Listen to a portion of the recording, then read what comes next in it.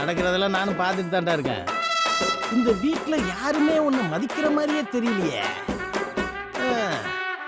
அந்த பொண்ணுக்கு வண்டி சொல்லி கொடுக்க போனேன், அது கூடாதுன்னு சொல்லிருச்சு. அதை கேட்டுட்டு இவனுங்க எல்லாரும் அமைதியா தான்டா இருந்தானுங்க. அந்த பொண்ணு கூட சேர்ந்து நீ வாழணும்னு நினைக்கிறானுங்களா இல்லையா? என்ன எங்களுக்குள்ள மூட்டி விடுறீங்களா? ஆமா, மூட்டி விடுறாங்க.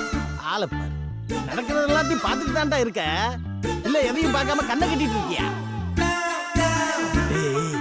உங்க அண்ணன் நீ வராம சாப்பிடவே மாட்டான். ஆனா இப்ப பாத்தியா, நீ வந்தா என்ன வரலன்னா என்னன்னு அவனு பாட்டுக்கு உள்ள சந்தோஷமா சாப்பிட்டு இருக்கானுங்க. கிட்டத்தட்ட என் நிலைமையும் உன் நிலைமையும் ஒண்ணுதான்டா. இதுல வேலை வேற போயிடுச்சுல்ல. உன் பொண்டாட்டி உன்னை மதிக்கிறதே இல்ல. முதல்ல அவ உன் பொண்டாட்டியான்னு உனக்கே இன்னும் தெரியல. இந்த லட்சணத்துல போகுது உன் வாழ்க்கை. உன் நிலைமைய நினைச்சா எனக்கு ரொம்ப பாவமா இருக்குடா. வெளியே நிம்மதி இல்லைன்னு வீட்டுக்கு வந்தா இங்க அதுக்கு மேல இருக்கு. கவலையே படாதடா.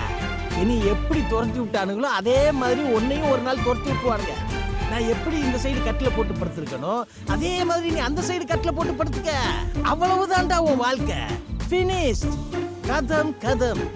அதாவது பொம்பளை இல்லாத வீடுன்னு சொல்லி சொல்லி திடீர்னு ஒரு பொண்ணு வந்த உடனே அவனுக்கு சந்தோஷம் தாங்க முடியல. தலகால் புரியாம ஆடிட்டு இருக்கானுங்க. ஏய், அவனுங்க உன் பொண்டாட்டியாவே அவளை நினைக்கலையடா. அந்த பொண்ணு என்னமோ கூட பிறக்காத தங்கச்சியா தத்தெடுத்த மாதிரி எல்லாம் அவனுக்கு நினைச்சிட்டு இருக்கானுங்க. நீ தான் அந்த பொண்ணை கல்யாணம் பண்ணி கூட்டு வந்ததா நினைச்சிட்டு இருக்கிற.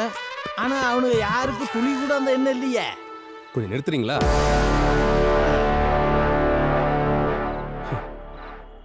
வண்டி வாங்கிட்டு ரவுண்ட் அடிக்க வேண்டியதுதான்.